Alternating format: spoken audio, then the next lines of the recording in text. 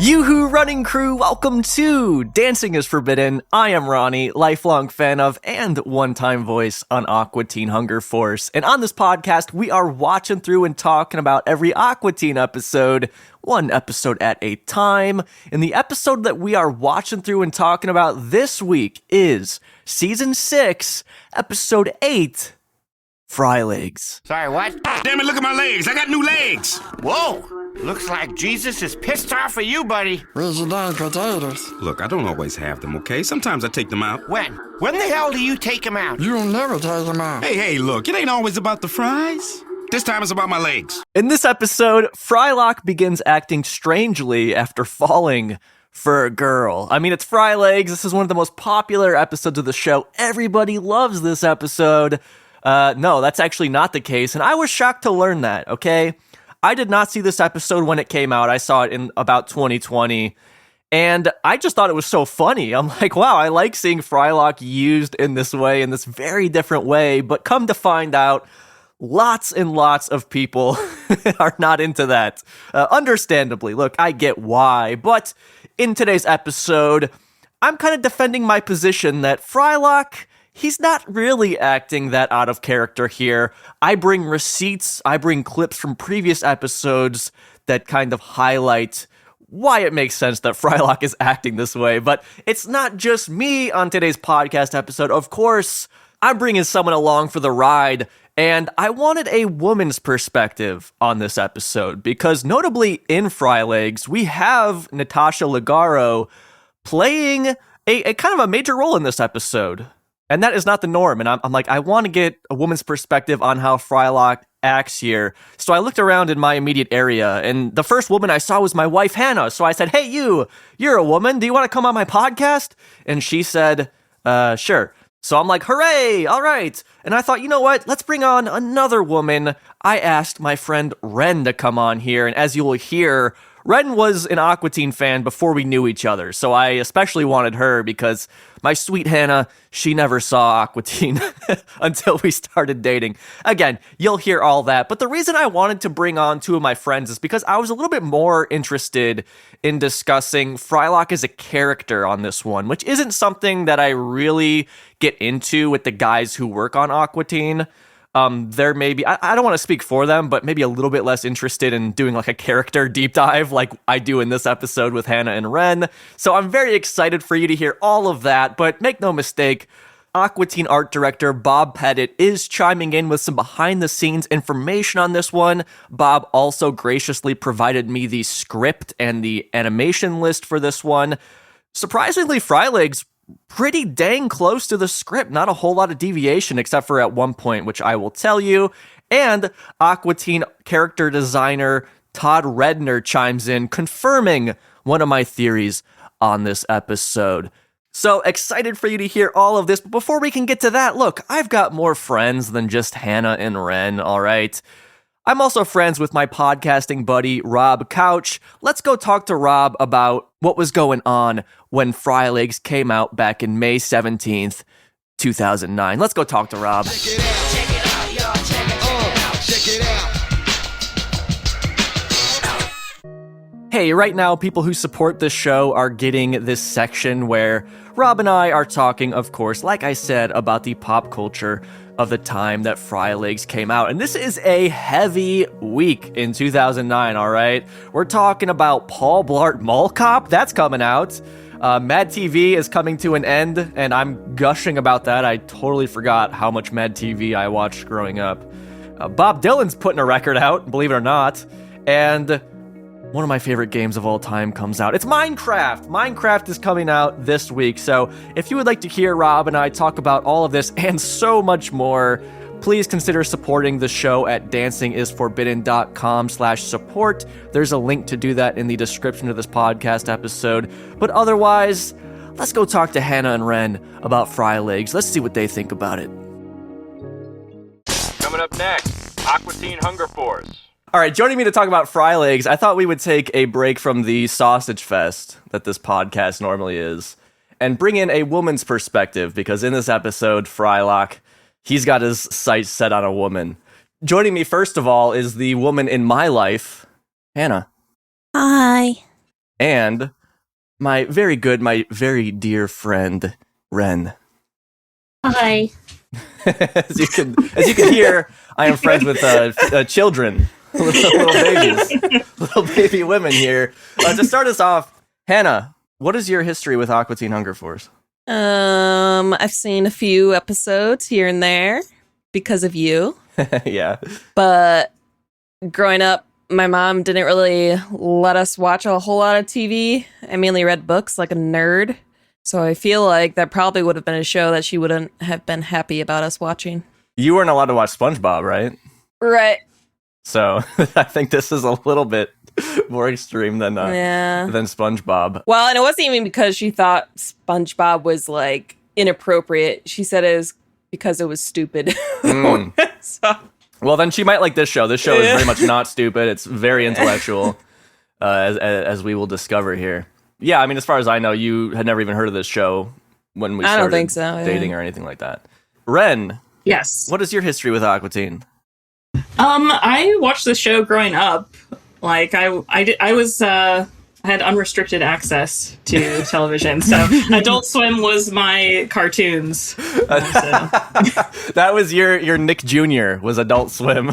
Yeah, I was like, SpongeBob's stupid. I want Aqua Teen. I want to learn something. I watch Hannah Montana, iCarly. Sweet Life of Zach and Cody. Did you watch that? Yeah, well, Meatwad likes that, Hannah, so you guys would... Well, he's got good taste. Would agree on that.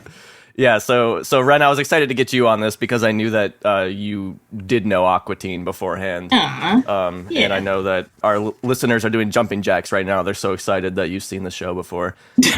To make it clear, I love Adult Swim now. Yeah, Hannah, nobody loves Adult Swim like Hannah. We're going to see Tim Heidecker next month as we record this. Who got his start on Aqua Teen Hunger Force, his very first TV credit. So, oh my god, I didn't know that. The episode we're talking about is Fry Legs, and I'm a little bit nervous having Hannah here because she'll see all the tricks that I employed to get her on my side. I learned from this episode. He'll be like, hey, wait a second. You killed my boyfriend and took over his body. Fry Legs made its Adult Swim debut May 17th, 2009. In this episode, we have Dana Snyder as Master Shake, Dave Willis as Meatwad. No Carl in this episode. We never see Carl here, which is not common in these episodes. And Carrie Means as Frylock, very much the main character in this one. Our guest stars here, first of all, we have Natasha Leggero as the computer technician. And I realized she doesn't have a name. We never get a name of who this woman is, which is maybe on brand for Aqua Teen, a show that doesn't have a lot of women characters. I did reach out to Aqua Teen's art director, Bob Pettit. He said in the script, the woman is simply called Woman, and he sent the script over, and that is very much true. She doesn't even have a name in the script. We have Matt Walsh as Ray, and George Lowe as a police officer, and I'll get into who these people are as we come across them. I want to say this episode edited by Ned Hastings. And I want to shout Ned out because I logged into LinkedIn randomly last month, this being in February, and saw that Ned sent me a happy birthday message over there months before in September. I had one message on there. It was from Ned. He's like, happy birthday, Ronnie. I'm like, oh, that's so sweet. I'm so sorry, Ned. I don't, my own father didn't even say happy birthday, but Ned Hastings is over there on LinkedIn. That's your new daddy. Yeah. Ned Hastings, my new daddy. I love you, Daddy. Thank you for my birthday message. So in this one, we open in on Master Shake and Meatwad watching TV. Frylock very clumsily makes his way into the room, revealing he's had a bit of a glow up. And Wren, you said he was sexy when you saw him. You like this? Yeah, I mean, he looked fit. He did.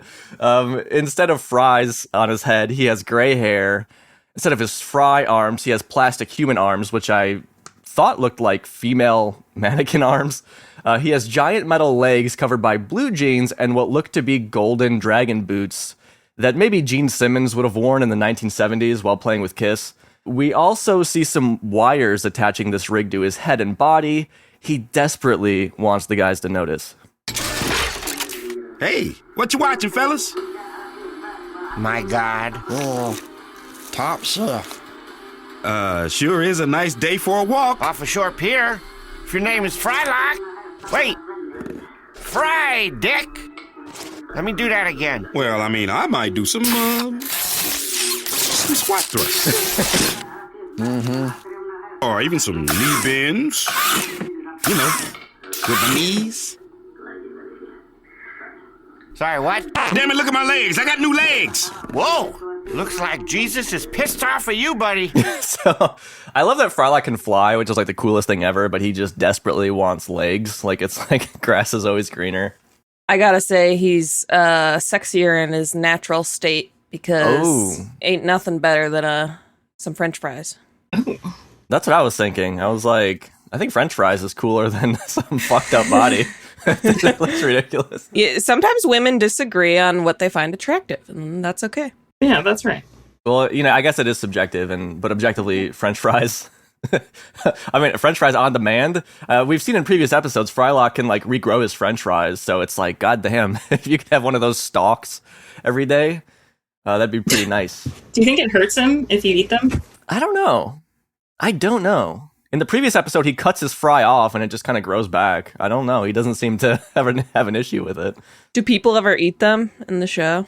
No, that's actually something that they explicitly didn't really play around with, these characters being food products. Like, they didn't have them being eaten and things like that, by humans at least. However, I should say in the last Aqua Teen movie, Plantasm, we do see, I think Marcula is drinking Master's Shake, and that's the one time they pulled that out for the movie, but otherwise no. So Frylock is trying to show off his legs to his friends. They don't really give a shit until they see him. They're like, oh god, what the fuck are you doing? Meatwad and Shake push back against the normality of Frylock's new body. He's trying to be like, no, I do this sometimes, when he absolutely does not. Until the doorbell rings and he forces them out of the room with his laser eyes. We see why he's got this new getup. He's got a computer technician coming over. A lady technician. I'll have you guys describe the lady. I'm not touching this. Oh, God.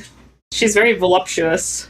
Only on the bottom half, though. Yeah. Very unrealistic body type, I would say. Tiny waist, big fat ass. Yeah. Big old dumpy. Yeah, and they play with that in the episode. Not literally. They don't play it, but unfortunately. We'll see it. They want us to see it. This is immediately suspect since Frylock is Mr. Science Guy. He's a computer genius, so it's like he has a computer technician coming over, but, we could see why.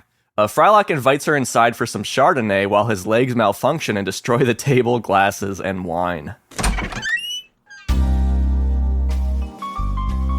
Well, look who's here. What are you doing in this neck of the woods? Still, having that same problem with the old computer, huh? I cannot figure it out. Will you please come on inside? It is as hot as the dickens out there.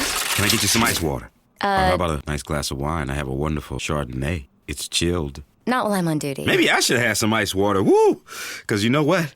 It's getting sticky in here. Might take off my underwear. You like music? Yeah, hey, where's your computer? Oh, right. Yeah, down to business. I like a woman who will go down. To business. Right down to business. The computer's in my room. Next to my bed. Follow me. And my legs. Whoa. You need some help? The darn things are so muscular, I didn't see where I was going. Yeah, I've had these legs for a while. Yeah, I'm just gonna go start working on the computer. Come when you're ready.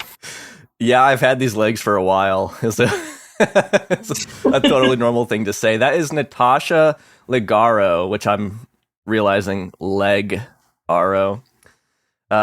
She's a stand-up comedian, an actress, a writer. Around this time, she was a frequent panelist on Chelsea Handler's show Chelsea Lately. Wren, did you ever watch that show?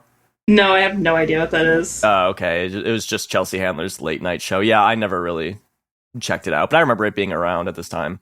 Up till this point, she had done a few episodes of Reno 911.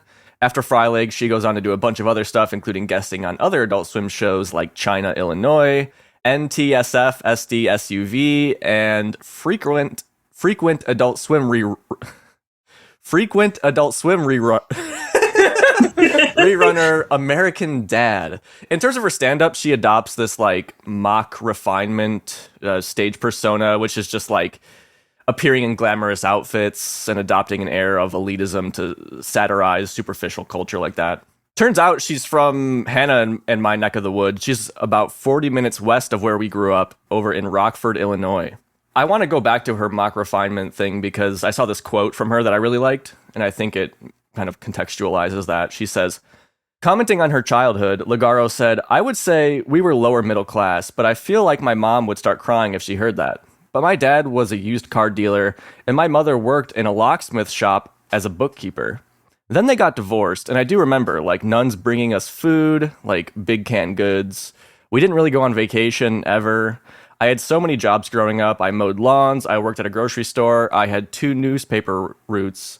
I worked at a catering place. I definitely hustled." So that just made me like her a lot, that, like, she grew up with nothing, basically, and then still is going strong with her career. Do any of you, are you familiar with her at all? I just Googled her. She does look familiar, but I can't say I... Right. She's one of those people. It's like, oh, I've probably seen her in something. So yeah, she's playing the woman here. And worth mentioning, like, this is a big female part in Aqua Teen, which is, it's mostly, again, a sausage fest. Not to say there haven't been women on the show, but I don't know to this extent exactly. So we cut to Frylock's room. More specifically, we cut to the woman's big dumpy in Frylock's room. Frylock plops himself down on the bed. So, here's your problem. It's not plugged in. Again. Well, you might have to just take my hand and show me how to plug it in. Just, push the thing there in those holes. Ooh, really? But it's not on. Then you press this button. Damn, you're smooth. I mean, smart. Yeah, smart. we get some really cartoony sound effects there, which we don't normally get in Aqua Teen, intentionally so. They try and use more realistic audio to counterpoint the just ridiculous nature of the characters and the plots. But there we get, like, the drum, like, boom, and, like, boing, and, like, all these cartoony noises. We just watched this episode with our friend Andrew, who said he's going to sprout a third leg when we saw that lady bent over. And I gotta say, this scene really reminded us of someone in our lives, Wren's boyfriend, who is also a computer. Yeah, he's got a dumpy. Yep. He's a computer guy, and he's got a big dumpy, so he probably does the exact same thing. Mm-hmm. So it was starting to make Wren a little upset to think about all the customers who probably just want him, you know? Yeah. He never tells me about what happens at work. Well, Starting to get suspicious. The less you know, the better. I mean, Wren, a part of the reason I brought you on here was to apologize publicly, because I have been paying Justin $87 a day to plug my computer in. And I do feel shitty about it, but at the same time, I there's nothing wrong with that, because I'm just a curious boy, just like Frylock is. You've got a big dumpy lady in your life, Ronnie. You don't need to be paying I know, him. I have my own woman technician, but there's just something about Justin's big old dumpy that I just can't resist. And I pay them both $87. I say, whoever turns it on first gets the $87. I guess I appreciate that, Ronnie. Thank you. Putting food on my table. That's where all that money's been coming from. So another reason I wanted to bring you guys on is we watch a lot of dating game shows like Love is Blind, Married at First Sight, Naked and Afraid of Love.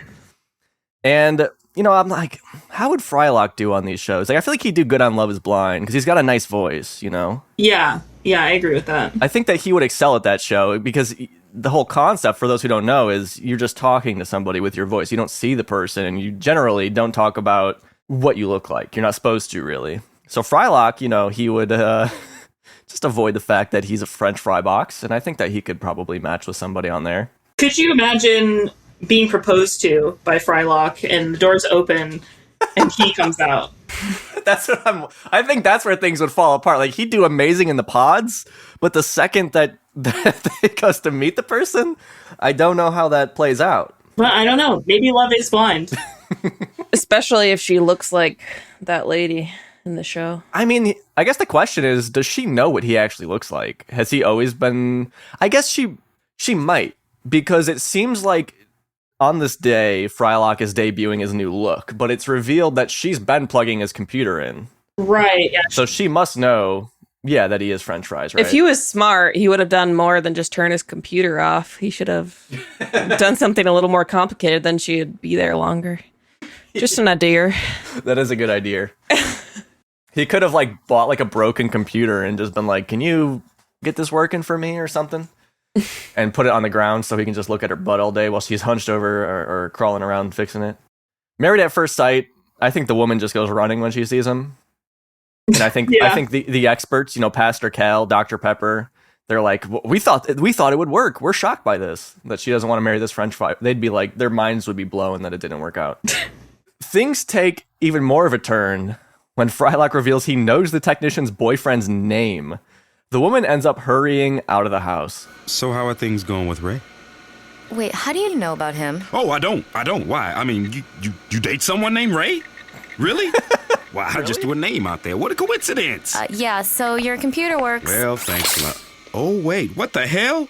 Oh, shoot, it's off again. Because you pressed the off button. Press it again. Oh, look, it's on. Give me a hug. Don't touch me, please. This isn't appropriate. Well, I won't tell if you won't. Come on, I got protection. Gross. Hey, you know what? We'll just send you an invoice, I'm sorry. right? I'm just... Wait, I'm just so lonely. That reminds me of those dudes in high school that would always be like to girls, give me a hug. Oh, God. Oh, God. I hated those guys. Yeah. I mean, Hannah, you don't have to call me out on my own podcast, but that's all right. No, I was not a hug guy. Yeah, well, I mean, how he acted here definitely surprised me because I thought he was normally a good guy. He's not so good in this one. It's kind of creepy. Wren, have you seen this one before? No, not till we watched it. Okay, so, what are your thoughts on how Frylock is acting here since you know him more as a character? I'm really disappointed in Frylock, honestly. I think he might be watching too many podcasts. Well, to his credit, this is before the Manosphere. We just watched that Netflix documentary. This is before the Andrew Taints. This is before the Tiki-Taki guys.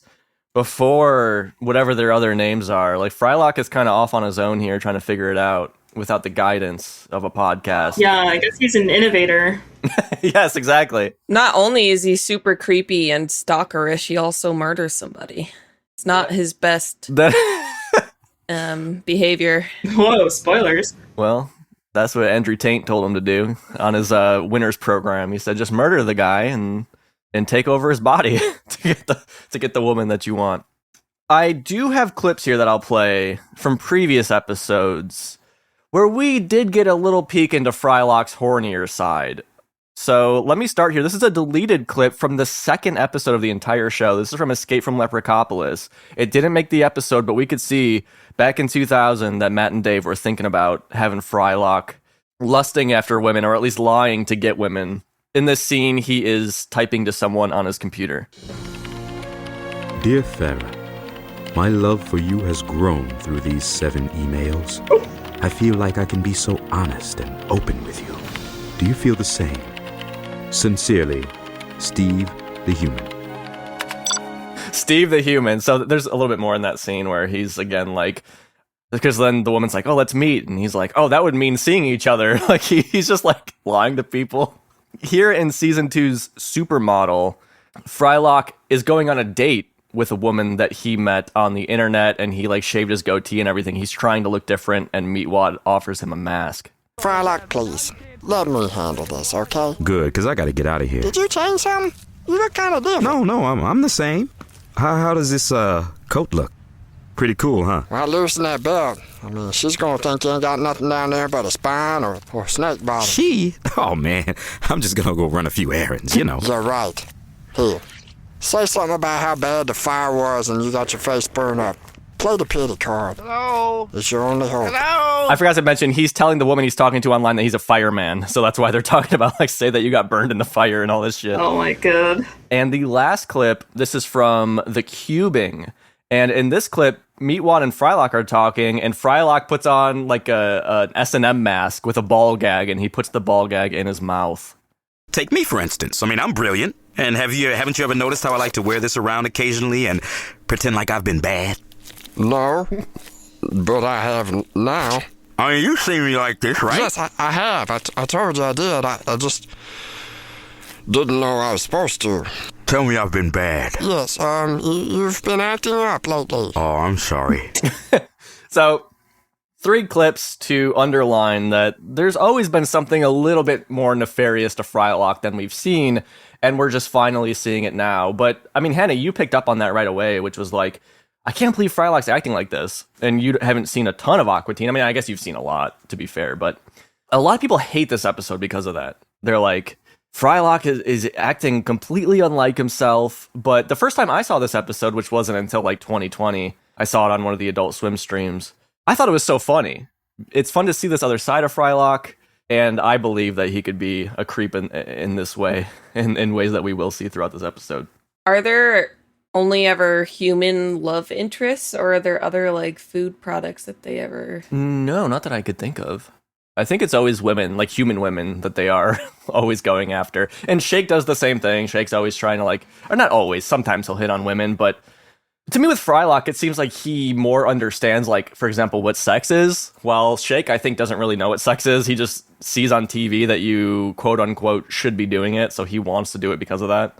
In a way, Shake feels more harmless in those ways, while Frylock here is a little bit on the creepier side because he is very intelligent and very capable. The first 2 clips that you played of Frylock sounds like he has, like, body dysmorphia. Yes. Yeah, I was going to mention that, too. The third clip, though, he's just letting his freak fly. Oh, yeah. Fry. I almost said fry. Freak. And only one was deleted, right? Yeah, the first one, yeah, where he's saying his name is Steve the Human or something like that. Yeah, Ron, that's a really good point. Let's go back to that. Let's keep on with the episode, but I do want to come back to that because that is something that I thought about today while finishing up my notes here. So, Frylock, he's a total creeper. The lady took off, so Meatwad and Shake come into the room roasting Frylock. That's got a sting. Would you call that disgust or terror? You hear them tires scream? You blew it. You couldn't close the deal. She's just not that into you. Oh, yeah? Well, then why does she keep coming back here, huh? That's because you keep paying her $87 to turn on your computer. We'll see about that. We'll see about that. You blew it. You blew it. You fucking blew it, Frylock. I mean, that's what I wonder. Like, if he was just himself, could he have charmed her? Yeah. Like Hannah was saying, fries are sexy. Mm-hmm. Fries taste good. Especially to a lady built like that. She probably had a fry or two in her life. Oh, yeah. She's no stranger to some fried potatoes here. And I'm thinking, too, like, they're both into computers. Maybe they could have connected over that. Now, she had a boyfriend, but later at the end of the episode, to Ray, who she thinks is Ray, she's like, you never listen to me and all this stuff. So maybe they were on thin ice to begin with. So maybe Frylock could have just been himself and swooped in there. We need a Frylock redemption episode where he comes to terms with lying. Yes, you're so right. And maybe we do get that, and I'm just not aware of it. But is he creepy in future episodes, too? Certainly not to this extent, because this episode is an outlier. I haven't seen every episode after this point, so I don't know. But normally he's just the voice of reason as like a plot device to be that. So I don't know if he's this freaky ever again. Shake reveals that Frylock was paying $87 for her to plug it in. To Hannah and Wren, would you accept $87 to go over to a creep's house to plug his computer in? I don't think so. No, I don't ever want a job where you have to go into other people's houses.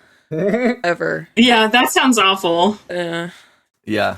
Especially the Aqua Teen's house. Especially as a woman, hell no. There's no bathroom in the Aqua Teen's house, so if she had to go potty, there's nothing. There's either an old pile of clothes in the hallway, or there's a hole in the floor covered by pizza slices to mask the smell. Or Frylock's mouth. I got your toilet right here, baby. I do want to say I have the script. I didn't see that scene in there, but I could imagine it being written. Meatwad says she's just not that into you. And I was like, isn't there a movie called He's Just Not That Into You? And sure enough, there is in 2009. And there's a bunch of heavy hitters in this, like Jennifer Aniston, Bradley Cooper. There's so many famous people in this. But also, Natasha Leggero is in that movie in a small role of He's Just Not That Into You. And in this episode, she's just not that into Frylock. So we cut to an Asian restaurant here, which I don't think we've seen this background on the show before.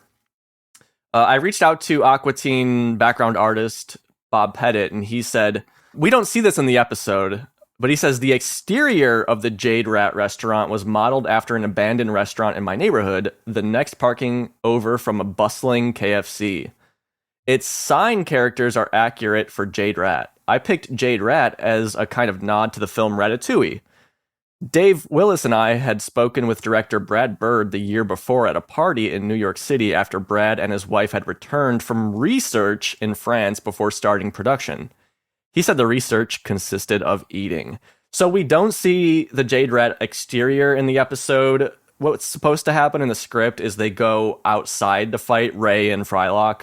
In the episode, they just stay inside, just to make it easier for the animators, I assume. But Bob also says, the sign characters on the inside restaurant wall read good fortune/luck and longevity. These are in Mandarin, I assume. Then he says, most/all of the items on the restaurant table were used from previous episodes. The teapot was a bear. So that's what Bob says. Here we'll see the aforementioned Ray, which again, it's funny, Ray has a name. The computer technician doesn't. Ray and the woman are having a meal when Frylock comes in and causes a scene, a murder scene. I mean, it's the 10th time I've been over there for the same problem. I think maybe I'm just not explaining it properly. Honey, your mouth's only good for one thing. Explaining. If old Freedom Fry doesn't understand no means no, then he's just not listening. He's coming. Hey, I saw you leaving the house and thought you would come in here. You must be Ray. Yeah, I'm Ray. I've heard so much about you through conversations I've recorded with hidden microphones, but that's not important. Read my lips, potato face. You stay away from my lady, understand me? Oh, you got me mistaken, Ray. I'm not a potato. I'm a man, and I'm about to show you how a man kicks a little ass with his man legs. Oh, okay. Ray, Let's please. take this outside. Home fry. Please, you Oh, it's on. Later, tater. How do you like my Ray? Ray? Yeah! Take that. Oh, God! Don't you see, baby? It's happened for a reason. We can always be together now, forever, and live our dreams. You're an animal! Ray was no good for you. Don't make me run after you. You know, when she says, like, I don't understand what the issue is, I must not be explaining it right. Any woman would have picked up the he's just being a creep. Yeah, true. And that he was hitting on her. And I don't think any woman would be like, oh, I'm just not explaining it right. That's why I don't think any woman would keep going back. Yeah, that's true. Well, remember, this episode was written by two men. Yeah, we do learn she's a chud. She comes from a different culture than you two here. Chuds don't learn those things down in the sewers. Makes sense. So let's go back to, Wren, what you said. Frylock having body dysmorphia, because the way that I kind of took it, just in this episode, was that he only thought being Fry's was bad in so much as being a human was better to get human women. But you're right. In those other clips I played from previous episodes, he does kind of seem to be upset of being a French fry box. And here again, he says, I'm not, a potato. I'm a man. We never see this, I don't think, from Meatwad and Master Shake. Which makes sense. Right. Because Frylock's maybe smarter. It's just because he's so smart, yeah. Frylock is maybe more interested in integrating into human life than... And, also specifically love. He wants love, and, maybe a human woman isn't going to want some floating fry box. Well, which human woman wouldn't want a floating fry box? I mean, I would. Hannah would. Hannah, if you saw me for the first time and I was a floating fry box, would you still give me a chance? I would assume that I was hallucinating and contact psychological help would be my response. Well, that's a no. I see how it is. So, I mean, if anything, people hate on Frylock for this episode, but it's kind of sad if you think about it, that he's so just rejecting of who he really is, I guess. Yeah, it is sad. He needs to find some female fries, or that doesn't exist. Not that we've seen. He can make something, I guess. How many females are in this show? 2. This is one. Total. This is half of them. Here. I mean, really not a lot. I'm just gonna a shot in the dark. 15, at least that have speaking roles that we see throughout the entire 15, 16-year run of the show. Wow. And that's just Dave Willis and Matt Malero saying we don't know how to write for women. We're not gonna try and do that. Yeah, I don't know. We do see in season 3's Spacegate world, the Aqua Teens go on vacation, and we do get a scene where Frylock is talking to a woman in a neck brace. But I forgot what happens to her. Something happens to her. She gets killed or something, or she runs away, gets freaked out by somebody. But yeah, I guess we do see Frylock trying to make these connections throughout the show. He's always rejected in some way or another. And at this point, it makes sense that he turns it in on himself and tries to become Ray. And that's what happens here. So he kills Ray. He says, baby, this happened for a reason, after he's the one who did it to satisfy his own wishes. Frylock tries to run after the woman when she runs away, but he can't because his legs suck. So he ditches them and bails on the scene, but not before coming back and grabbing Ray's toasted remains.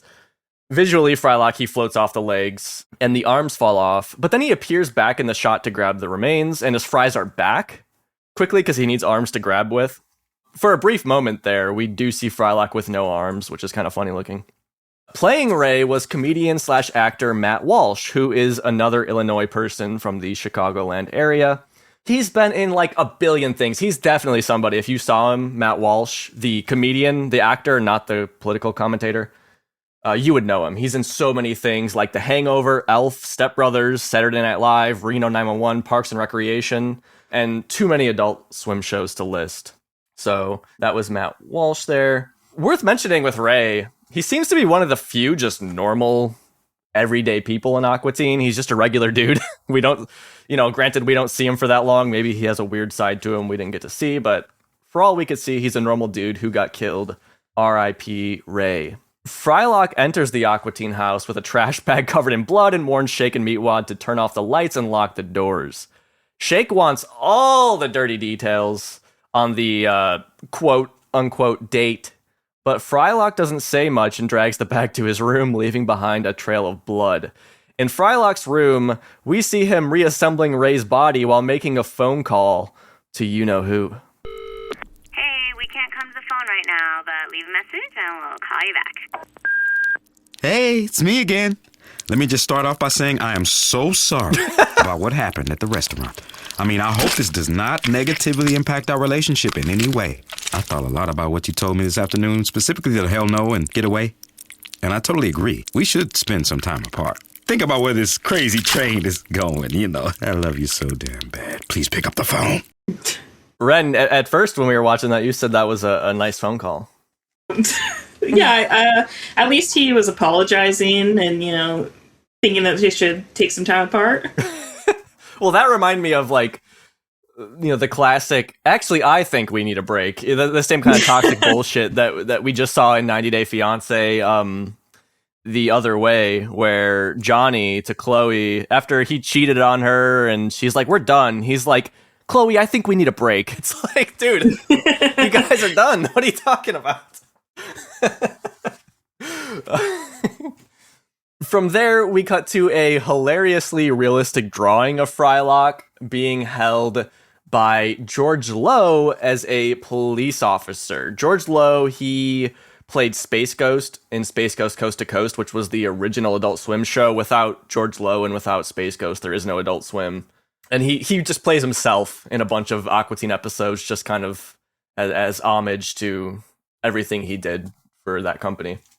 Bob Pettit chimes in here on this police sketch of Frylock, which is so funny to me. He says, I remember looking up the bad police sketches sites and patterned the awkward style after those. So Bob, inspired by those horrible police sketches. George Lowe here is questioning Meatwad and Shake, and it goes exactly as you'd expect. Yeah, you know what? I have seen this person before. He lives here. You want me to get him? Yeah. Okay. But first, can I have a ride in your car? No. Okay. But I can turn on the siren, right? No. Make it go woo. No. Okay, all right. Good answer. Okay. Can I have a ride in your car? Sir, go get your friend. Who am I getting now? Oh, yeah, this guy. That's my roommate. Is that a real gun? Yeah. Can I shoot someone with it? No. Or can I just shoot it in the air? No, you can't. Okay. Well, how about if I just hold No. it? I just sort of pretend like I'm going to shoot you. Go get your friend. Well, friends, I ain't got no friends. Oh, Frylock. Yeah, he's my friend. Wait, is that deodorant? Yes, it's deodorant. They get hot and sweaty chasing robbers. Yeah, it's deodorant. Try some. Ah! That is not deodorant. Oh, God. Needs a little more pepper. Listen, if you don't go get your friend, we'll be right back here with a search warrant, and we'll haul your ass to prison for harboring a fugitive. Frylock! Bunch of cops out here, come see you. So that is the reveal of Frylock's new look, but we'll get back to that. It reminded me of that scene in Parks and Recreation when Andy's studying to be a cop, and part of the test is someone asks him, so what would you do if a kid asked to hold your gun? And he's like, oh, I'd give it to him. Like, I know when I was a kid, like, that was like a dream, and I'd love to make a kid's dream come true like that. Just remind me of that. He failed the exam. Well, it seems like George Lowe here didn't. Well, it's nice to know that Andy Dwyer would have let Meatwad hold his gun. I think they would have had a lot of fun. Oh, he 100% would have, yeah. I would love any artists out there or whatever. Give us some crossover fan fiction of that. I want to see Andy Dwyer and Meatwad hanging out. I think they'd have a good old time. Shake and Meatwad get maced, and their eyes are from the season 2 episode The. In that one, Frylock moves out, and then I guess to kind of looping into here, right? Normally Frylock is the voice of reason, and in that episode, Frylock moves out, and that causes Meatwad and Master Shake to like live in squalor, like they're playing chicken baseball where they're just hitting raw chickens with a bat, and they get all these eye infections from that, and they're burning asbestos to keep warm, or burning styrofoam to keep warm. Their eyes in this episode are from that episode where they're all infected and disgusting. There was a police officer in the background, and I'm sitting there, I'm like, that looks like Carrie Means to me, Frylock's voice actor. So I reached out to Aqua Teen character designer Todd Redner, who confirmed that was indeed Carrie Means. So anyone watching, look in the back there, you'll see Carrie Means with George Lowe, who were both good friends. To Frylock's new look, it's horrifying, okay? He's basically a reanimated corpse with 2 fucked up arms on the left side of his body. He's also wearing a gigantic red foam cowboy hat. We'll see why soon. Worth mentioning from this point, Frylock is referred to as Ray in the script. And I guess to loop back to that body dysmorphia thing where it's like, he was a perfectly handsome box of French fries. And he just went overboard here with the plastic surgery and everything he had to do to look like a fucking monster, and I think that was kind of predicting. I think that goes really well with the idea of body dysmorphia. You know, there's a lot of people who get plastic surgery these days, and they start to look really fucked up, but they don't see it. Wait, was it plastic surgery? I thought it was him putting the body parts together, and somehow I didn't understand how. Voice... I think you are right, Hannah. That's really what he did, was like reanimate the corpse somehow and then put his brain in it. But I just kind of used plastic surgery as like a. I was wondering. Yeah, I'm just like relating it to. I was wondering how he put his voice in the corpse. And that's a good question. Where he was. Yeah, he would have to put his vocal cords in there. So I don't know what he did exactly. He did something. He's a genius, all right? I don't know why he doesn't just make a sex bot or something. He makes a robot in season 3. I mean, yes, it seems like he could just put together a very handsome man and then be the voice of him and rock around. Well, I guess the idea here in this instance is to trick her into thinking that he is Ray. But you are so right, Hannah. It's like, well, couldn't he just make like a really fucking hot guy, like a fucking Edward Cullen looking guy or something, and go like get a woman that way? I don't know. It is interesting, like. The hands and legs that he creates are really crude. Yes. Like you're saying, like he could make a robot to be him, but he does not succeed. Right, or just be himself. Like himself is better than what he creates, this rotting, reanimated corpse. Frylock briefly talks to the cops and denies knowing anything about this and leaves. Like, he's like, I don't even live here. Like, he denies even being Frylock. At this point, again, he is Ray. In the script as well, he is Ray. He leaves to go claim his prize. We cut to a beautiful meadow, and the computer technician is sitting by herself. And I want to just shout out Bob Pettit for how really beautiful a lot of these scenes are, in the background at least. to juxtapose Frylock's horrible body. So she's sitting by herself until she sees, for whatever reason, she thinks this is Ray. He surprises her in more ways than one. Hey, baby. I think I'm having computer problems. Ray? You're alive! But I saw you explode. After that blast, I realized some things. Life is short, and it's too short for us not to spend every minute of it together. What's up with your voice? Oh, well, the blast melted my voice box and gave it a more manly sound. Well, what's up with that giant foam novelty cowboy hat? Let me see that. No.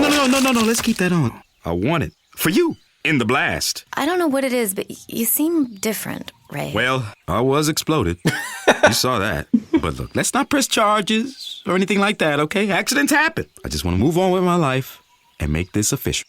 Let me just get that. Ray, are you okay? Make me the happiest man that's ever lived. The ring is in my back pocket. I don't know. I'd have to take care of you your entire life. I mean, you did just rip off both your legs trying to propose. I'll build new ones. I'll do anything for you. So, again, she thinks this is Ray. That kind of confused me the first, 100 times I saw this episode. I thought she kind of picked up that it was Frylock, but she never really does, I don't think. She thinks this is Ray. She didn't pick up on a lot of things. I think she's yeah, that's true. I think she's a little simple. Her chud brain is small.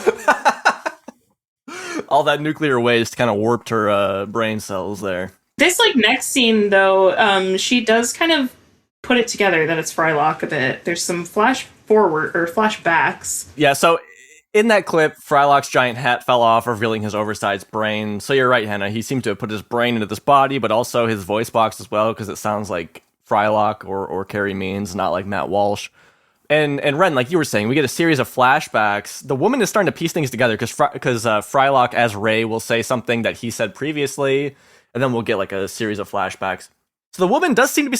That's where I'm so confused. The woman starts to be piecing it together. But the thing is, she's got a surprise of her own. Now, pick me up and give me a hug. Why don't you come over here and give me a hug? But, Ray... I've been up here having sex with animals. It's pretty much what I'm into. I can live with that. We'll go to counseling. That's probably my fault. That's probably my fault. First of all, kudos to Frylock on the engagement location. This is a very beautiful location to get engaged. But we see that apparently there was issues. She's really not that into Ray. She's like, oh, well, I'll have to take care of you forever. Your legs just fucking broke off. I don't want to sign up for that. It seems like things with her and Ray really were not that great. The woman revealed that she's got a freakier side as well. She's been having sex with animals up there in the meadow. We see a bird, a cow, a cat, a chicken, a squirrel, a frog, and a little rat. A little rand rat runs up there. And the squirrel at one point humps her leg. The woman also has another surprise up her sleeve. But also, I do this. Pretty much whenever I'm exposed to sunlight. That's fine. We live underground. Who needs light? But also, I'm a chud. And what's that? Well, if you ever listened or paid attention to me, you would know it's a cannibalistic humanoid underground dweller. I can't live underground because it directly impacts my chud-like qualities, yet you continue to suggest that we live underground. I don't understand. That's your problem! You don't understand! You never understand! Right, okay, then we'll take a few days off. Frylock here doing everything to try and make this work. He's like, oh, you having sex with animals is probably my fault. And he's like, oh, we'll take a few days off, it's fine. He's so desperate to get this woman. I guess makes sense given everything he's done up until this point, but Frylock blew it. And anyways, it doesn't matter because she's a chud, which is in reference to the 1984 horror film which we watched last night. Ladies, what did you think of Chud? Not great. Yeah, I thought it was going to be more of a horror slasher film, but it was just kind of like a murder mystery kind of thing. Mm-hmm. Kind of boring. That's exactly what I was expecting, Ren. I thought it was going to be more of about the Chuds just killing people, but no, it's really more about a government cover-up and how shitty the government is. Like, basically, they were burying all this nuclear waste under New York City, of all places. And this caused the people who lived in the underground sewer system, like the homeless people down there, to become these monsters. And it's really about the government aspect of it. We see the Chuds like a handful of times. Pretty disappointing. Yeah, Chud was not in the film nearly enough. I feel like we see her as the Chud the same amount of time as we saw the actual Chuds in the movie. Yeah, I was thinking the same exact thing. Visually, the woman resembles a Chud from the film. She's a little bit different. Like, she has the green skin, the ugly look, the glowing green eyes, but they didn't have tails in the film. I think they probably tried to change it a bit just to avoid any potential lawsuits. So, when we started watching Chud, I told Aqua Teen co-writer of this script, Matt Malero, that we were going to watch it, because I assumed he was a fan of it. Matt loves these, like, horror films from the 80s. And he responds, "How was it? I've never seen it, but we reference it in Aqua Teen and Space Ghost." So he'd never even seen it. I don't know if maybe Dave Willis had seen it growing up. I'm not sure. But Chud, really, it was better than I expected it to be, but I'm not going to watch it again. It wasn't that great. Not worth it. You did get to see a young John Goodman, though, which was cool. And you got to see Chandler from Friends' boss. Yep, I locked onto that right away. Yeah, you were excited about that.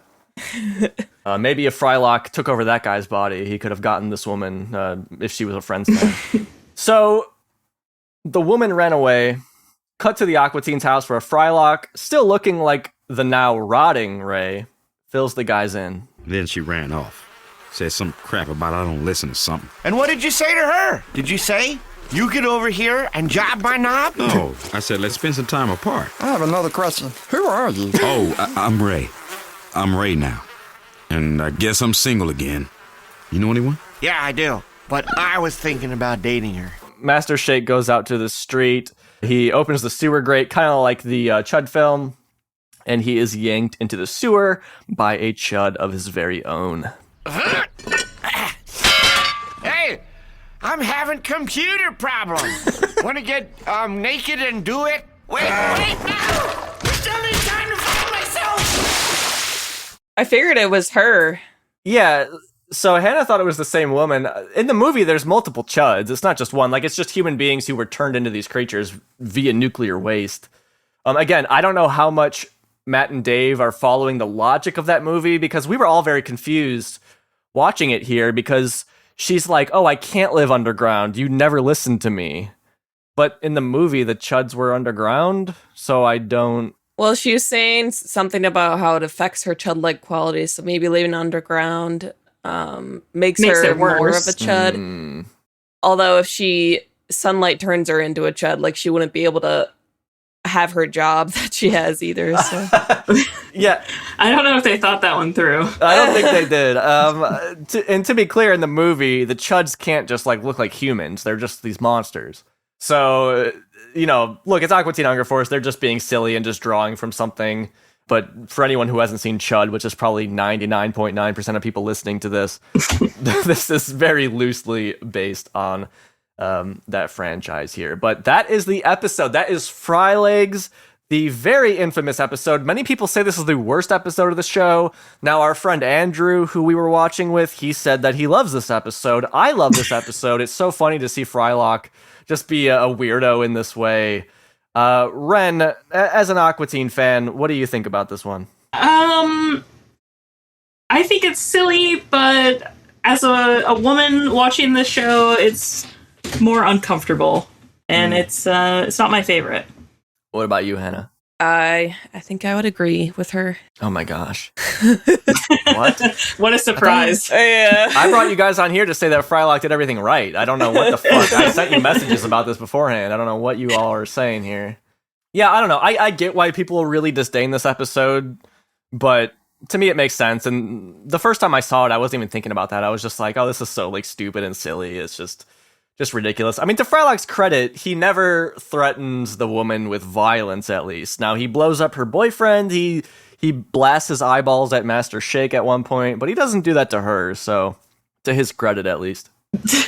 Hannah, Wren, thank you both so much for joining me on this one. It was great to not only see Aqua Teen not be such a sausage fest, but also this podcast. I was wondering, where can people find you guys online? I'm not sharing that. Nowhere. You're supposed to say randrat.com. Randrat.com and also the Dancing is Forbidden podcast. Well, you heard it here, folks. If you want more of Hannah and Wren, just listen to this episode again and you'll hear them. Just again, thank you both so much for joining me. It was a fun hang, a fun get together. Thanks for inviting me. You're welcome. You're welcome. All right, that was good. Let's do it for real now. Let's do it for... Okay. Thank you so much to Hannah and Wren for joining me here. To Frylock here. I mean, I touched on it in the episode, but he really ended up for me as more of a sympathetic figure. Now, look, it's not okay the way he acted. Make no mistake. It's not okay the things that he did in the episode, certainly not killing somebody and I guess harassing and spying on this woman. That is not okay. But we really get a lot into Frylock's psychology here, into who he really is. I mean, you have to understand, like, he's been living with Meatwad and Shake for the last, at this point, like 9 years on screen. It makes sense that they might start to rub off on him and influence him in ways like we've really seen Frylock do some other bad things in the past, in terms of at least, helping Master Shake and Meatwad and breaking the law in doing so. So, I don't know. Again, to me, Frylegs, it's one of the episodes I was most excited to cover on this podcast because I really like it. It's really fun. I don't think it's like one of the best episodes of Aqua Teen, but it's a fun one. I really enjoy it. And definitely, Hannah asked, like, does Frylock act this way in the future? We'll have to keep an eye out because I have not seen all these episodes going forward. He's really not the saintly Frylock that he was back in season 1. I think we can all agree on that. To jump into our Aqua Teen news for this month, of course, no new Aqua Teen coming down the pipeline here. But I have 2 exciting announcements. First of all, Aqua Teen art director Todd Redner, he's mentioned to us on the show that he was doing an Adult Swim small, and that is out. It's called Bad Luck Buck. The first one is out. Matt Malero actually does some of the sound design on that and, like the shredding and guitar work. And Dave Willis does one of the characters. So check that out, man. This is like a little bit of an Aqua Teen reunion with these guys. It's through Adult Swim. I'll put a link to that in the description to this podcast episode. Bad Luck Buck. There's more in the works, too. It's not just this one. So go watch that. I mean, every view helps. And, who knows? Who knows what that could lead to in terms of future Aqua Teen Hunger Force. Another exciting thing in the Aqua Teen world is Bedbug Hotel, which was mentioned to us back in the She Creature episode with Lear Bunda and John Breston. They are working on shorts and they are putting those up now, called, again, Bedbug Hotel.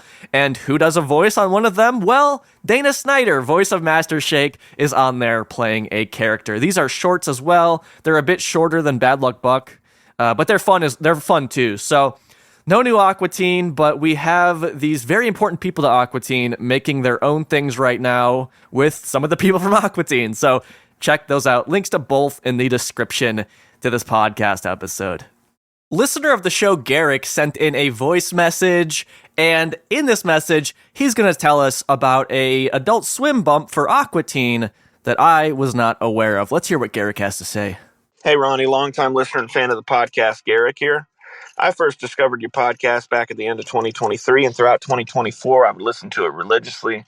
I'm pretty sure I binged every deep dive that you had made up until that point. I was a FedEx driver, and I'd listen to your show while I was out running my route, making my deliveries. I recently started a job at a warehouse, and so I've been getting back into the podcast. I've been listening to your newest deep dives. I've loved every one of them, but in particular, I think the Chick Magnet one was fantastic. You and Dana were great in that. In the past year or so, my sister, I got her into Aqua Teens. We watched Plantasm together and Colon movie film. And she recently sent me it was an Adult Swim bump from the mid-2000s. And it was posted to YouTube back in 2006 by a channel called Mike's Got Wugs. and it features the three main cast members singing a song. It's almost like elevator music. And Meatwad catches fire at some point. Has that been discussed on the Discord, or have you discussed it in passing? I was just curious. Garrick, first of all, thank you so much for this voice message. I've been in touch with Garrick here and there over the years, so I knew that you were driving for FedEx, listening to the show, and I'm glad that you are back listening again at your new job, and I hope it's better than that FedEx job, okay? Driving around for a company, that just gives me anxiety. Now I have to take my diarrhea medication because my stomach is upset just thinking about that. So hopefully the warehouse job is good, and love to hear you got your sister into the show. I did see a great photo. Hopefully it's okay if I say this. It probably is.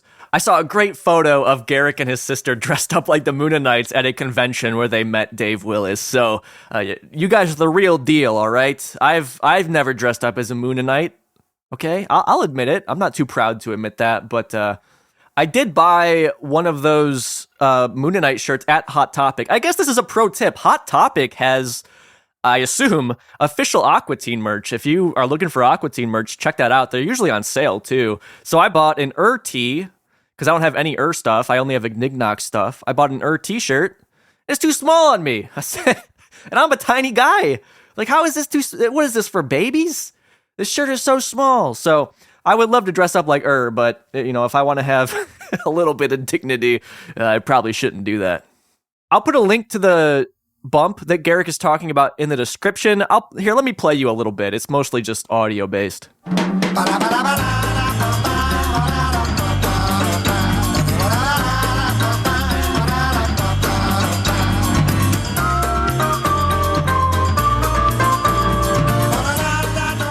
So yeah, in this clip, we have the Aqua Teens just in their house doing this song. Meatwad's dancing, and then he just sets on fire.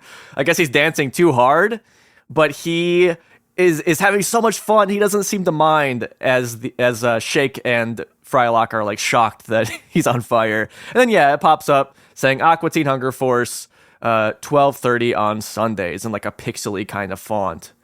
Yeah, this was uploaded in 2006.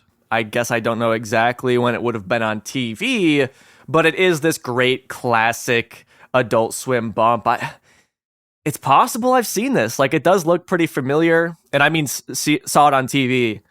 But yeah, I mean, otherwise I don't know much more about it. But very much, I love seeing these bumps, these time capsules, especially when I would have been watching Aqua Teen Hunger Force, which was in 2006. So a very nostalgic bump. Check that out. Garrick, thank you so much for your voice message, and thank you for listening. If you would like to leave your own voice message like Garrick did, you can head on over to dancingisforbidden.com. You can leave a message on the website there. There's also a link in the description to this podcast episode. It'll take you right there.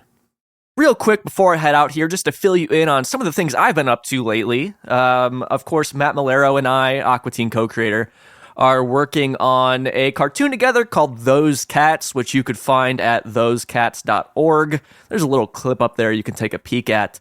I'm excited to announce that we made a lot of progress this month on our first episode. I have the whole episode blocked out. I'm waiting on some notes from Matt. He wants to send me some notes on it before we can really fine-tune the animation, but it's coming together so well, and I definitely did not want to come in again this month I couldn't have time to work on it this month. I made sure to work on it. We're making progress. It's looking really good for what it is. It's, of course, limited animation, not dissimilar to all of the animation that I'm sure that you love.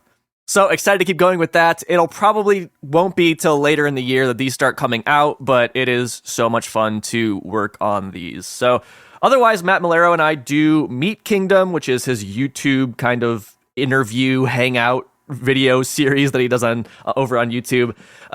We haven't recorded any new ones of those, so nothing really to mention, but there's going to be more to come. It's just been a little tough getting everyone's schedules to align.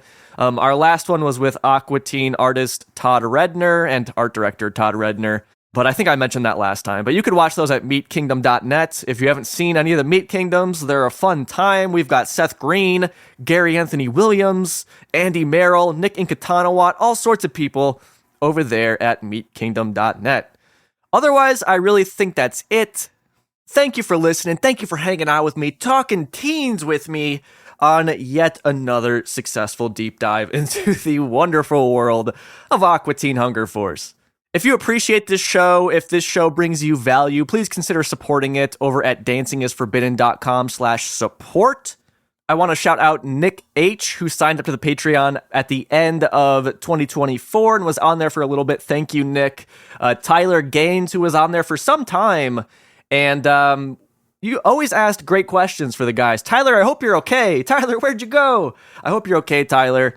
And I want to thank Toxjic, this is TOXJK, who signed up to the Patreon back in December of 2024, and it looks like it's still on there. So thank you so much for sticking around. It's because of people like these three that I can continue to do this podcast. If you can't support it financially, just sharing it, just posting about it somewhere helps as well. The number one way that little niche things like this podcast can grow is through word of mouth. So thank you for listening. But of course, thank you to the people who support this podcast, and nobody supports harder than our Highlander, Nick. There can be only one!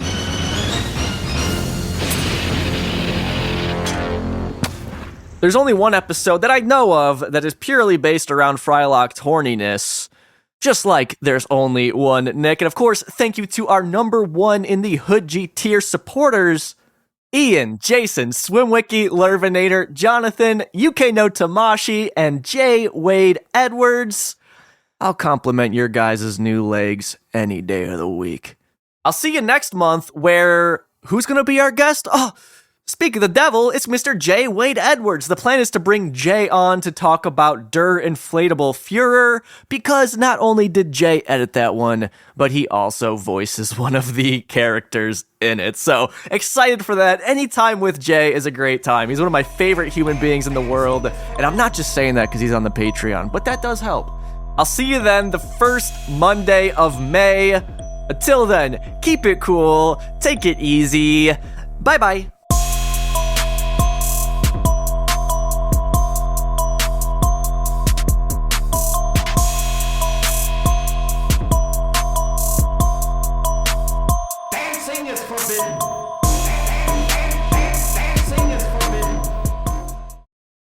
Welcome to Dancing is Forbidden, podcast by Ronnie Neeley. Take it away, Hannah.